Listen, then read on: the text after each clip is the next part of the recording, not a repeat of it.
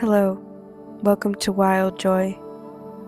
My name is Vanessa, and I'm going to be taking you behind the scenes of my very first mixed media sculpture painting. This piece was entirely an experiment from beginning to end. It started with nothing more than a blank canvas and an idea in my head that kept growing as I worked. And I think that's one of the most beautiful ways to create, with uncertainty. But the problem is, you don't always know where it's going to lead, right? And sometimes it's frustrating.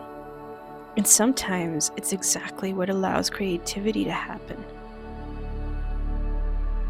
Uncertainty can be uncomfortable, but it can also become the catalyst for something you never planned,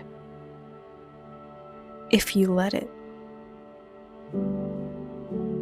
All I knew was that I wanted movement, something that felt alive, like landscapes shaped over time, or currents quietly carrying everything forward.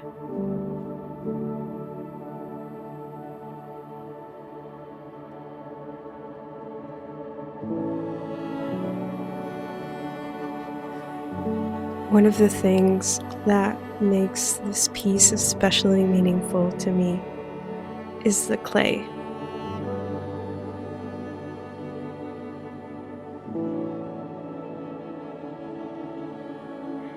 I love clay.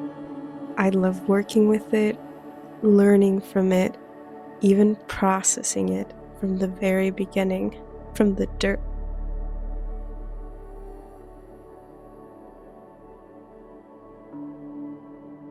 This isn't store-bought clay. It's wild clay that I collected and processed myself. That process is gonna have a video of its own in the future.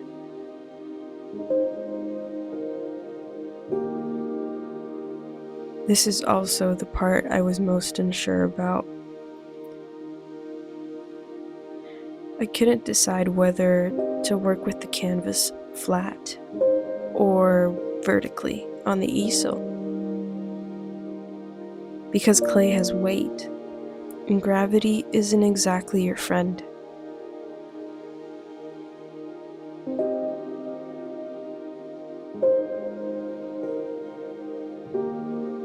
But experimentation often means trusting your instincts before you have proof they'll work. And it did.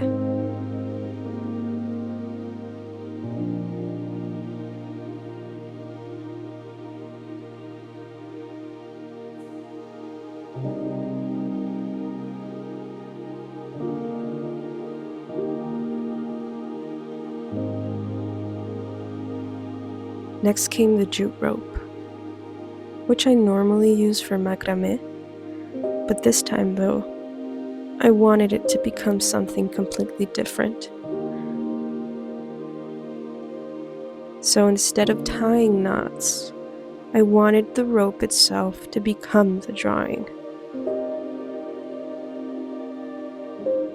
I spent some time choosing different braids and thicknesses, measuring lengths, and also, deciding where every strand of jute would travel across the surface.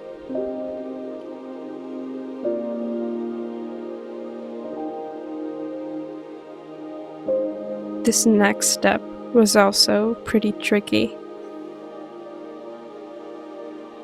I started shaping the surface to follow the same flowy lines I sketched at the beginning. And every time I smoothed one curve, another one would need adjusting. So I spent a lot of time going back and forth, trying to find a natural, organic rhythm rather than a forced one.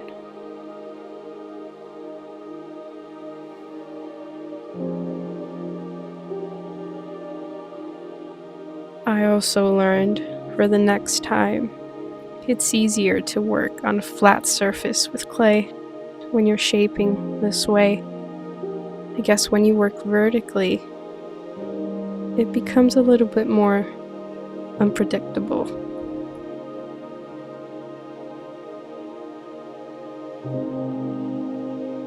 So, next morning, coffee in hand, and my anxiety levels over the roof, I walked back into the studio, wondering what I would find.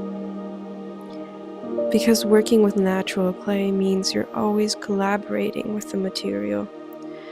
I mean, it dries differently, depending on the room temperature, the humidity, even the airflow. So, of course, I started noticing those tiny cracks appearing. But, well, it's not because anything had gone wrong, I think. I think it's just because clay has a life of its own while it's drying.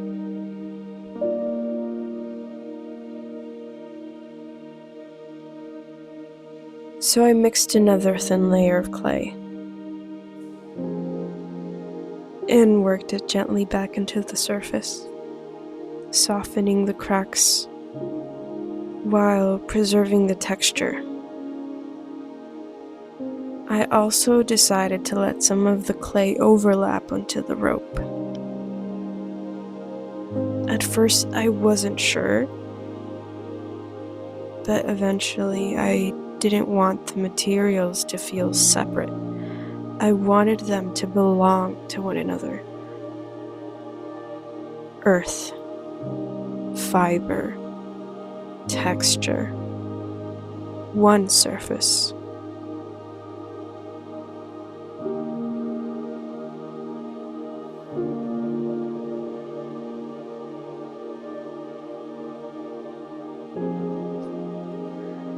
Choosing the color turned out to be much harder than I expected. I tried several different whites. Some were too cool.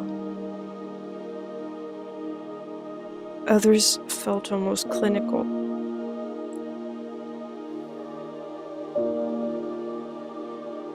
At one point, I even painted soft hues of blue and green across the surface, because I thought maybe the piece wanted to become an ocean.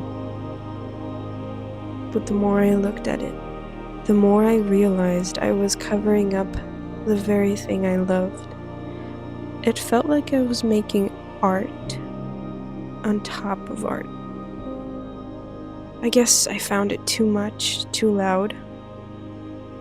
So I decided to paint over it all with a warm, bone-colored white. Something quiet and gentle that allowed the clay and the jute rope to remain the main characters instead of competing with it.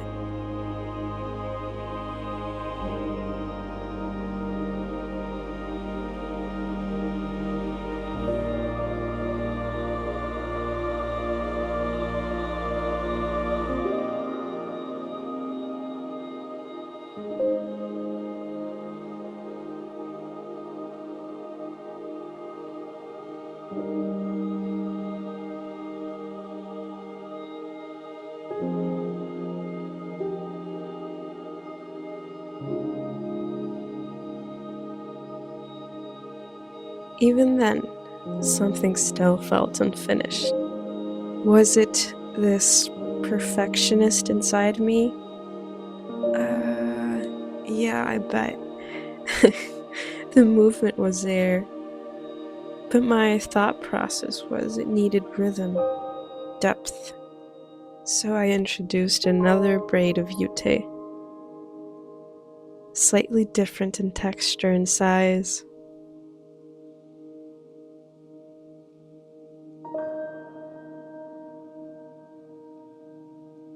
Those subtle changes created the depth I was looking for, almost like different currents weaving around one another.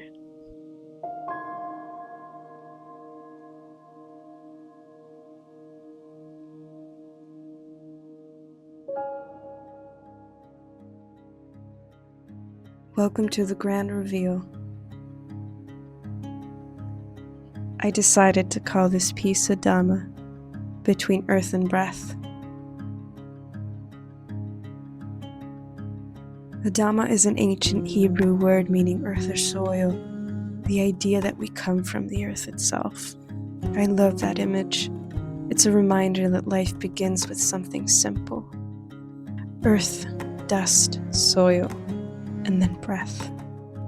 When looking at these flowing lines, they don't feel like waves anymore. They feel like breathing. An inhale, an exhale, a movement that can't always be seen but felt. So let it be a little reminder that beautiful things are formed slowly through time, patience, earth, and breath. If you made it until here, thank you so much for watching. This was a behind the scenes in the creation of Adamah from Wild Joy Studio.